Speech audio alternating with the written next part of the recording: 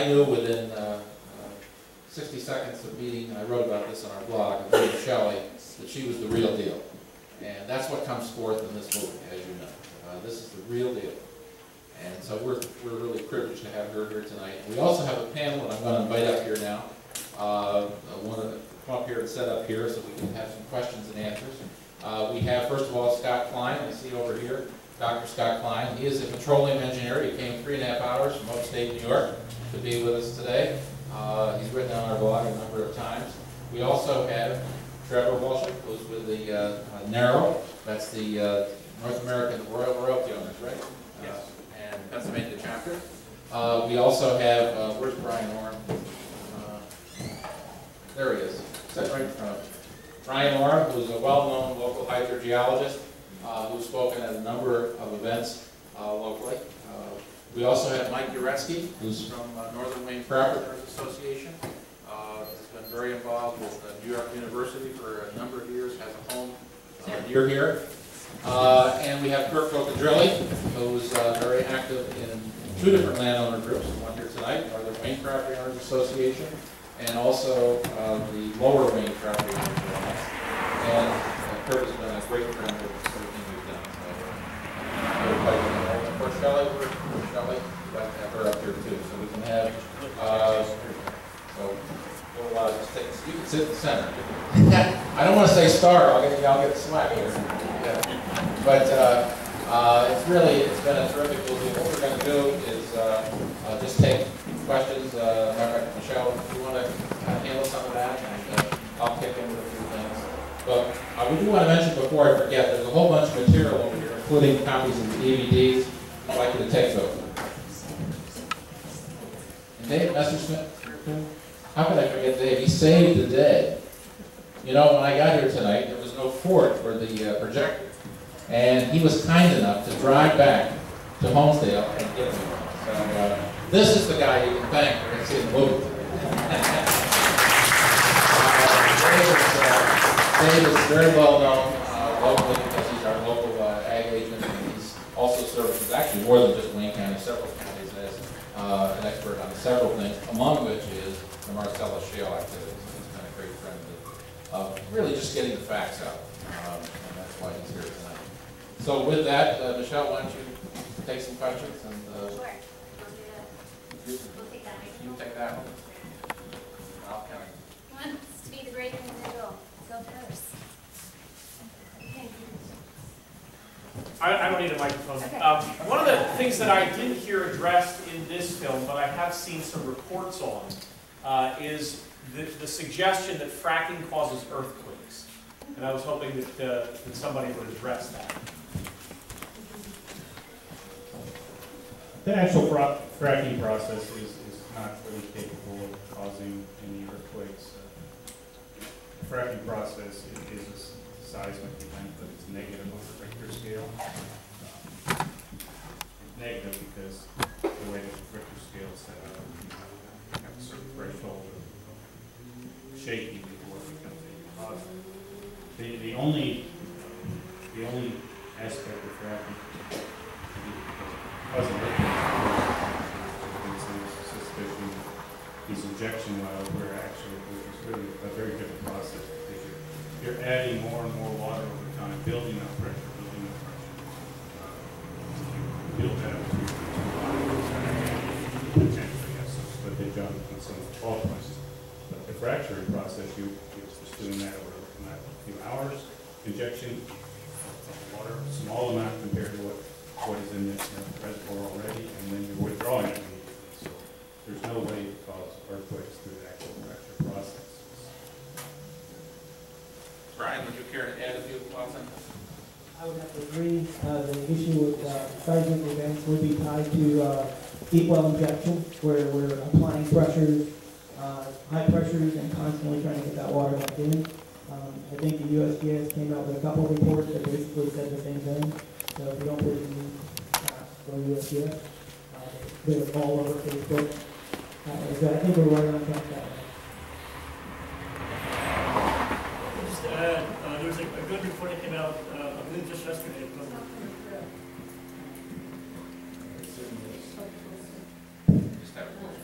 from A good reporter came up from the Colorado School of Mines yesterday, putting into perspective earthquakes that may be caused by injection wells versus earthquakes that occur naturally.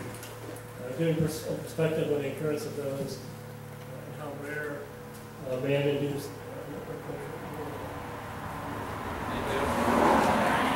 Yes, Mike. I just want to put some of the conversation in context. We did a study for Department of Energy. One of the things that we found was that depending on who you're talking to, you have different definitions. When you talk to somebody in the industry, fracking is a very specific process.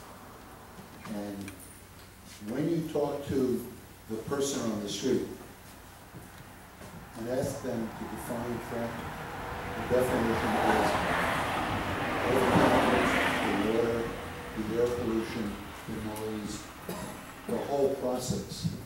So you have, to some extent, you have people talking past each other. I'll just add one brief thing too, and that is that the injection wells, they're not happening in our region at all. Our geology, I think, both of you guys will confirm, is not suitable for that.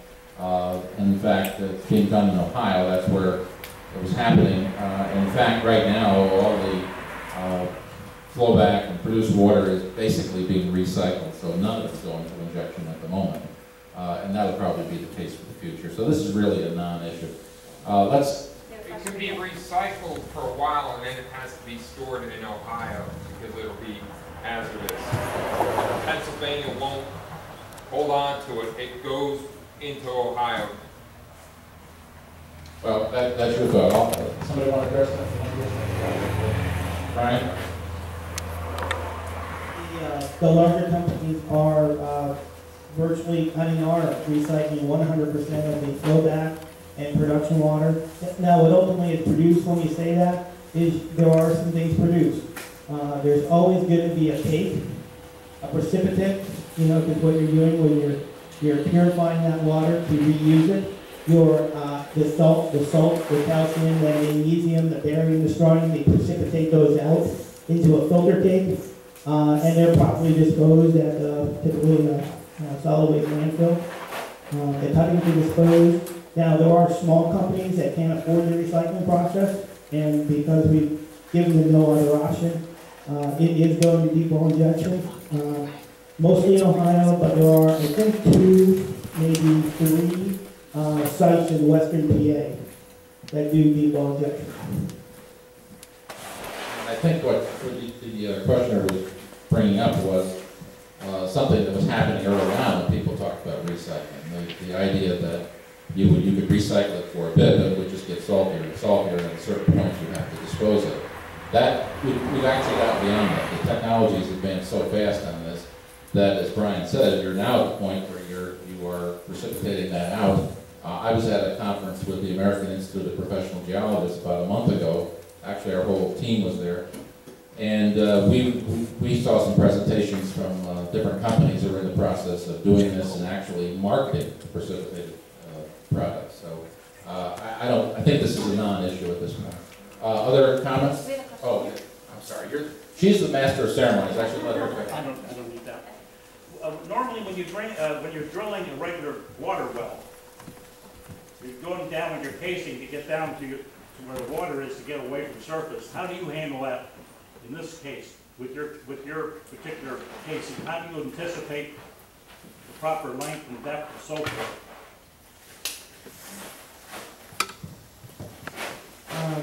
Your question is about water wells or natural gas wells? I'm relating the two. I'm looking at gas versus water. When you do your gas drug fracking, I want to know how you determine how you put your casing in there so it doesn't leak going down first critical 300 to 500 foot length. Okay. First of all, I don't work for a gas company and I don't provide those services. I want to get that point correct. One of the things in Pennsylvania that's kind of unique is we're 2 states that provide regulation for private wells. None. By no construction standards, there are no requirement to drop a well or seal it or require any minimal length of casing to protect that well from the area around it.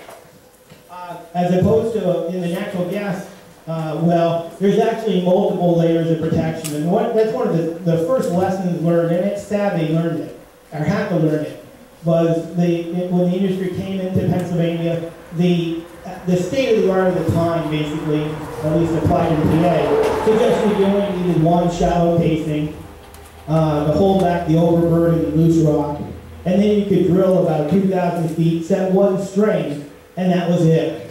Cement that up, and then build your production casing in the middle, cement grout. Well, what happens is, in the northern part of the state, we have shallow gas in the Catskill Formation. This is the same formation that produces our drinking water.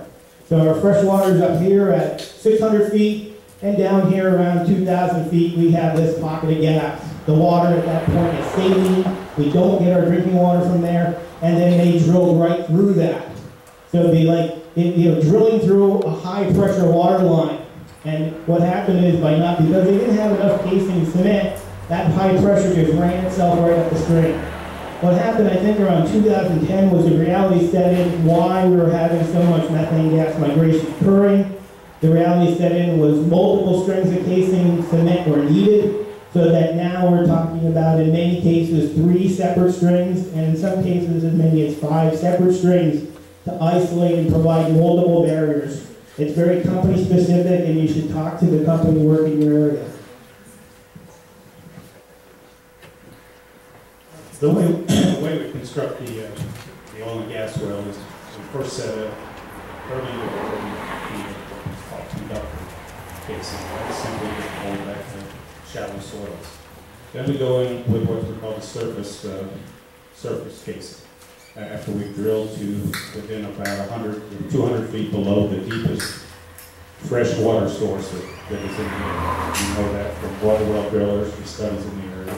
You can drill that very quickly with air or fresh water, and then you cement that into place with a volume of cement that's sufficient to fully cement that annulus between the hole that's drilled and the casing, which is about 4 inches of cement between the casing and the rock, completely circular around the wellbore. And we cement that until we actually get returns to the surface, and we usually pump 25% extra just to make sure that we've got all the voids filled between the casing and the hole. Once we've let that cement set, we go in with what's called a cement bond log. It's a sonic tool device that gives us a reading of the integrity of that cement. If that looks okay, then we go ahead and we drill out. Go back in to drill deeper. But we first test the casing and pressure test it to make sure the casing holds the pressure. Then we drill just below the bottom of the casing, and we pressurize again at that point to make sure that we're not losing any pressures. In other words, that ensures us that we have a complete seal, that we're not leaking any pressure off before we drill deeper. And we continue drilling with, as Brian said, with several other layers of casing and cement as we go deeper. But the first string that you're talking about, which is drilled about a 17-inch hole, and the casing is about 13 3/8 inch. And that's what protects the ground.